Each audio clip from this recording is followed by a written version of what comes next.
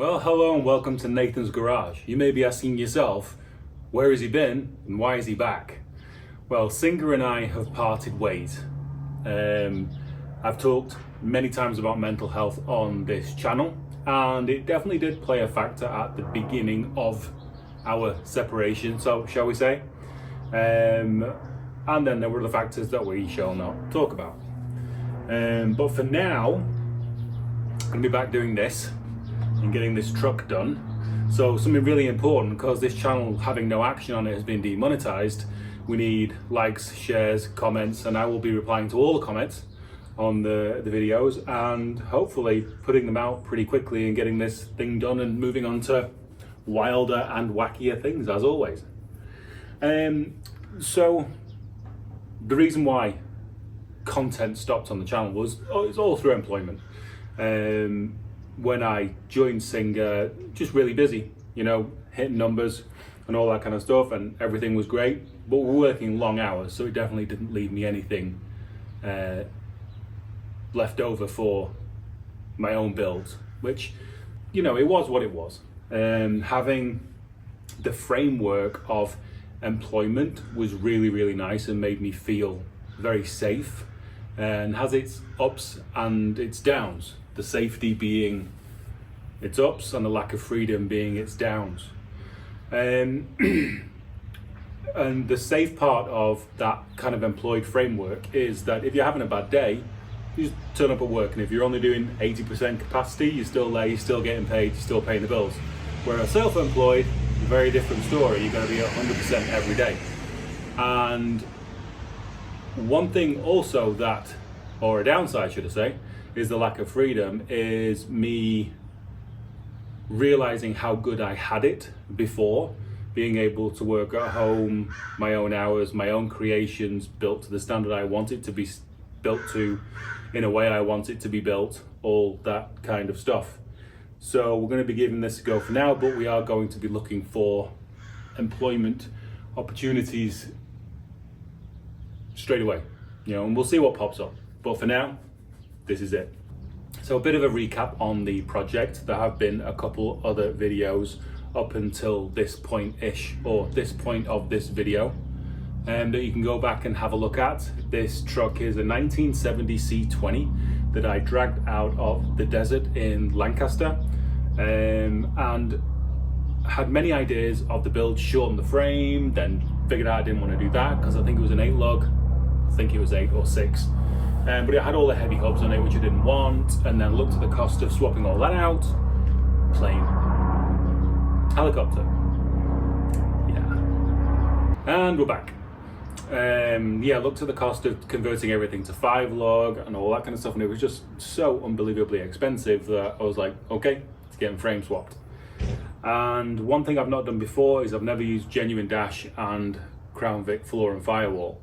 I thought, because I pulled this out of the desert in Lancaster, and I think it's been there since the early 80s, that it was like going to be super dry. And it kind of is, apart from the rats and all of the nests that basically went up to the roof in every cavity. All the piss rotted all the metal. So like cab step, A-pillar, cab corners, there's some rot in the roof that I've still got to take care of. Don't get me wrong, by East Coast standards, this is absolutely perfect and doesn't need any work whatsoever. But by West Coast standards, it's actually pretty rotten. But we are making our way through it, and we're pretty much, all the structural stuff's done, rot-wise, and all the cutting is done right now for dropping on the frame. We've been doing a bit of paint stripping, because as you will find out from the other videos, the general theme of it, I want to be very ratty and kind of like paintless, or just having remnants of what each panel was, because most panels are off different things. The bed, I think, is a later one. No, earlier. I think the bed's earlier than the cab, but I don't know. The wheel arch seems different than others. But I digress. So today we have something very, very exciting going on, but I can't tell you about that because that's going to be the next video. So come back for that one. But yeah, so I'm here, I'm back for now. As I said before, please like, subscribe, share, comment, and as I say, I will reply to all your comments, any questions you have. Let's get on with it. If you couldn't tell, I got a bit bored removing paint. Oh, listen in the background, we have a dust relocation specialist again. Yes, so I got a bit bored removing paint, so I thought the route I'm going to take with this is I want to use the floor and firewall out of what I ever swap it onto and retain the truck's dash. I know some people don't like it doing that way, but I fancy doing it that way this time. And I've literally power washed this half a dozen times in all the cavities and all of that kind of stuff. And sand is still coming out. Piles and piles of desert is still in this truck. Somewhere. Basically, it's in there. But I power washed it so many times and it's still in there.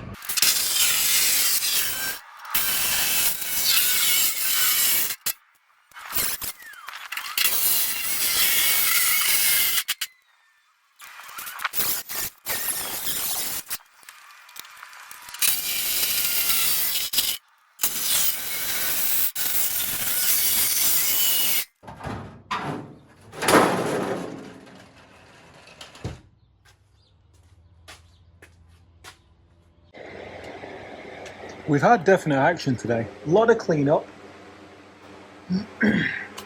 access to the truck, and obviously I want to do as many cuts and clearances as I can before I even get there.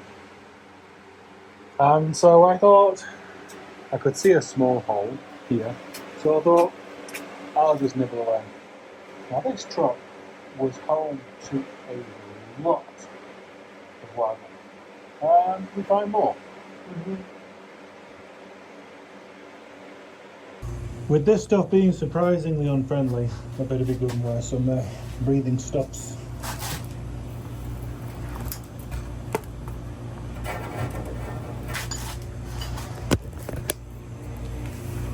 Lovely! At least it's clear now. That's definitely always ominous as well, when the A-pillar is held together with silicone. Good news pretty much. We found good metal all here. I guess it's probably usable down to this area.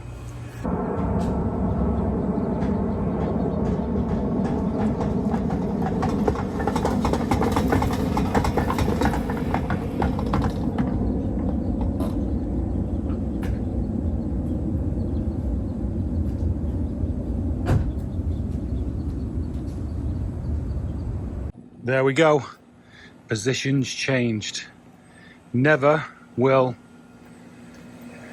I mean, while it's a Vic, we may as well call it Count Vicula.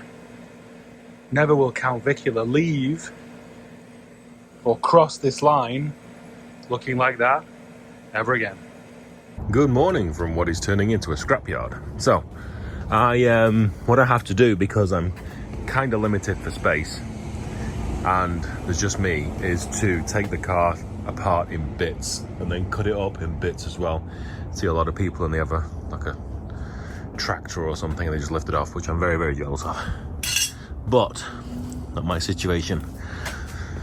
So we're going to clear out a bit more wiring, trunk as well, all this kind of stuff, and then what I think is going to be the cut. So I want to keep this roof skin because I would like to throw it on the XR just to see if it's a similar contour to delete the sunroof on the XR.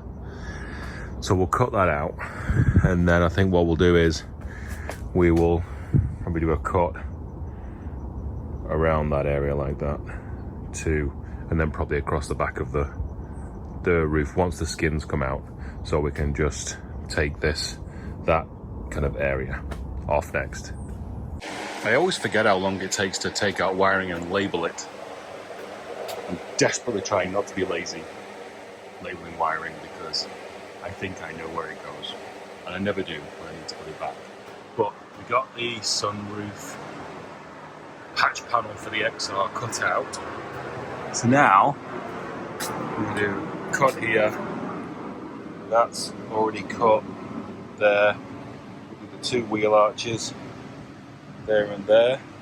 And then basically cut a line straight down there, which is going to kind of go like that, away from that.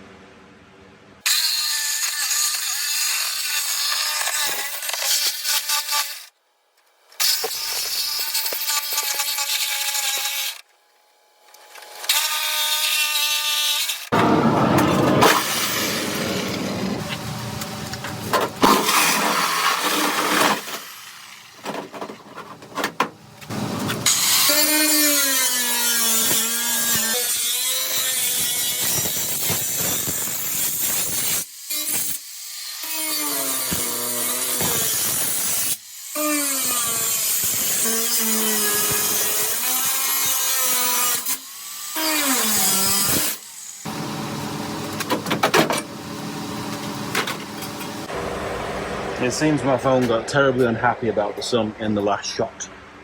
So this gives you the idea. You know what I mean?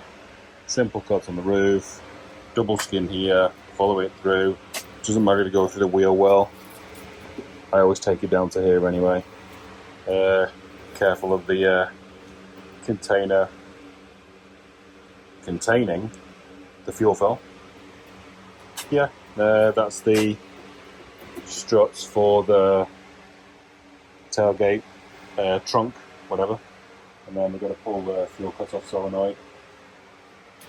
Now, logistically, a little bit difficult for me to get that out. So that's going to stay there until I can chop more of the front off so we can carry it over the top of the vehicle. Good morning, everybody. Welcome to Crazyville. Garden seems to be getting fuller.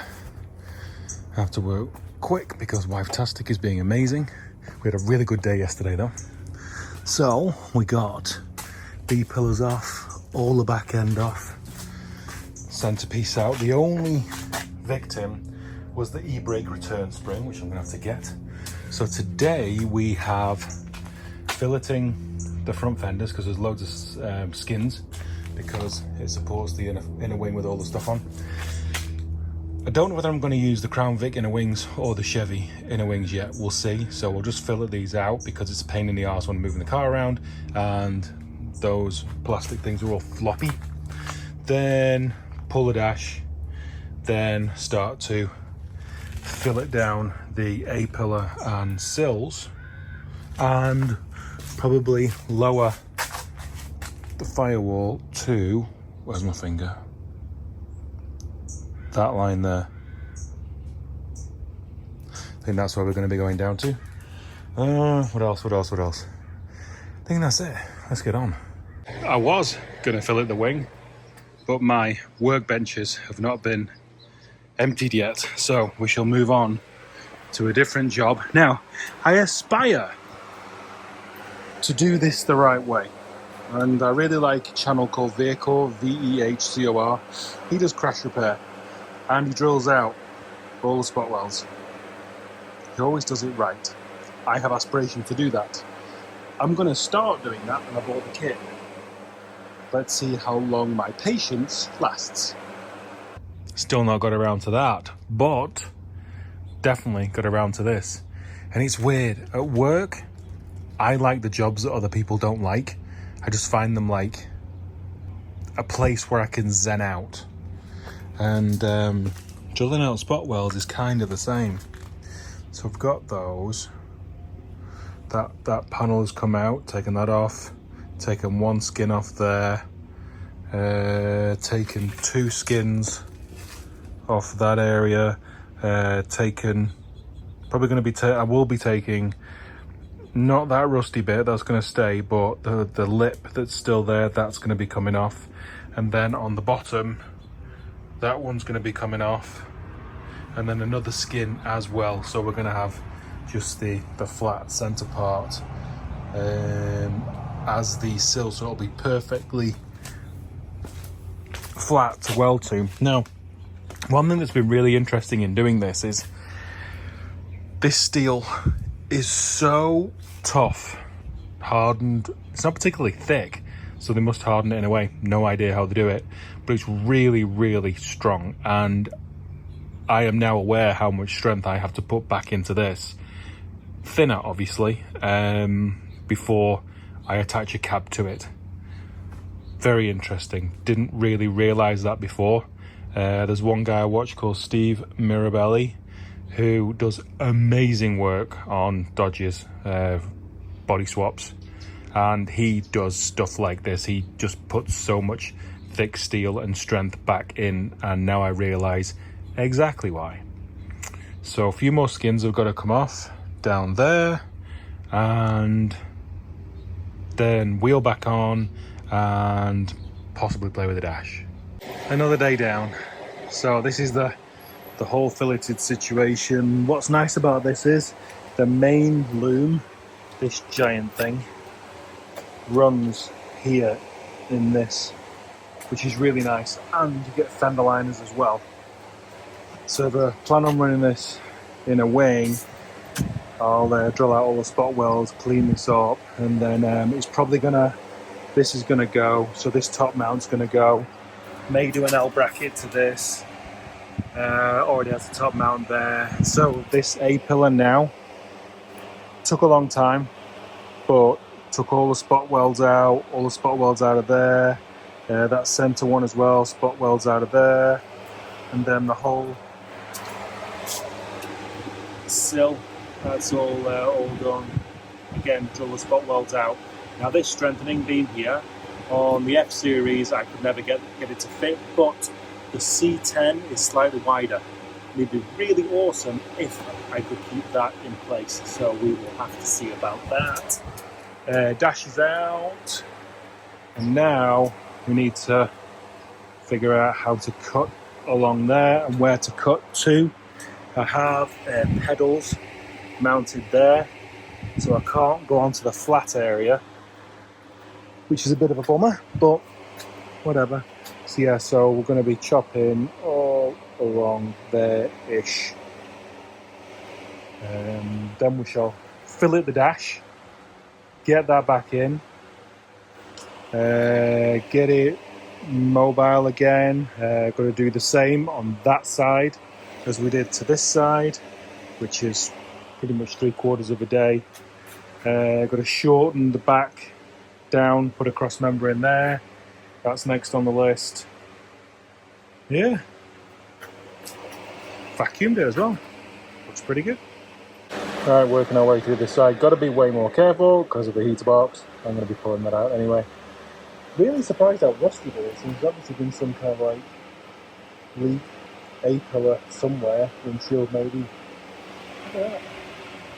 I wonder if this has not been a California car its whole life. Possible. We'll know when we have a look at the plane. This is not an ad for Steal It, by the way, but it is amazing. So this is the area that was like super rusty. I don't know if you can see with all the shadows and stuff. Now, I've taken all the rust off, and if I left it just like this, would it outlast the truck? Probably. Because it's going to be dry as hell, but got this layer in here that's sandwiched behind it, which I don't like. And this is actually now only held on with those two spot welds and about 2 or 3 down here, and then this, and a couple here as well, but then this whole side comes off. So now I'm asking the question, am I keeping these sides? Definitely keeping that, because these are separate. They're not actually part of the sill area. So definitely keeping those sides. Obviously keeping the firewall. Just trying to figure out, am I keeping these sides? I do like OEM. I like OEM wiring mounts, all that good stuff, you know what I mean? I don't know. Many questions. But anyway, I'm gonna paint it with that stuff now. Right now, she is not playing because I probably forgot to plug something in. Turn over but won't start. So we've got a filleted dash frame in there. Just pulled all the seats and the carpet. You know, this is why we actually do frame swaps. That's where the big money is. Yeah, so something is not plugged in So got a few more wires to go back through, pull that sound in and out there, give this all a clean, pull that air director out, don't need that, and then see if we can get the damn thing to run, because really, I want to drive it down there and see if I can put the cab on. Right, not gonna lie, today has been tremendously frustrating, and I've been chasing my lack of talent, shall we say, for most of the day. So couldn't get it to run after removing the alarm. And I always forget the ground. It's usually that one, so I labelled it. But this time, I forgot that one. Joy. Then, when I've done this before, obviously I've always mounted those two to the body because it's like a final mount. This time, in my wisdom, I mounted them to the frame and then disappeared up my own arse for the next 8 hours. And I came to the conclusion it was grounds. So, improved the ground from the fender to the firewall, improved the ground from the fuel tank mount to the frame, and I just kept adding grounds and it kept getting slightly better. And then I thought, I wonder about if those two need a ground to the body. So I did a big old ground to the body, and hey presto, Bob's your uncle, Fanny's your aunt. So then the steering column separated itself, and when I looked up, the teeth for the lower and the upper shaft were all kind of galled up. But the car's got to be mobile, so unfortunately we had to persuade them together. So I will be needing another steering column soon, and that was after I had the dash out twice, redoing all of my repairs from taking the devil alarm out, which I hate always. So the car is ready, at least for first fit. And I was hoping that was going to get done today, but no. Getting the cab ready now. So that side we've kind of cut into and we know what's going on. This side, I didn't know what was going on, so unpicked that. And then I thought, I'll just have a look in here. Joy. I'm just going to dig into here a little bit more. Obviously, I'm not going to repair it before it goes on, just to get an idea what's going on, because we'll see what is needed there. Then we've got a hole there, so just going to pick away at this area for about half an hour, and then that will be this day done. We are totally ready to drop this on first thing tomorrow morning. Just had a bit of an exploratory hack around in here. Oh, and we did have a little friend. Yep, a little friend. And I reckon it's awfully thin. You can see how thin the metal ride is there. So I have a feeling we're going to be going above this bottom door mount, which is a bummer. But the sill has good steel there, and it just seems to be this cab corner, whatever they call it, that's gone bad, probably because of the rats. So I reckon if I can unpick it from here, drill out spot welds and get this out from here, I reckon the actual sill itself is good. We just need to get that piece here kind of inserted in behind it, right there. So okay, exciting times tomorrow. That is it for this one. I hope the choppy editing, which has been gathered over a couple years, was okay and somewhat followable.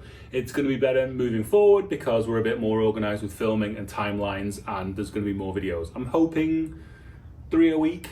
We'll see where we get to. But yeah, it's great to be back. Thank you for watching, and I will see you next time.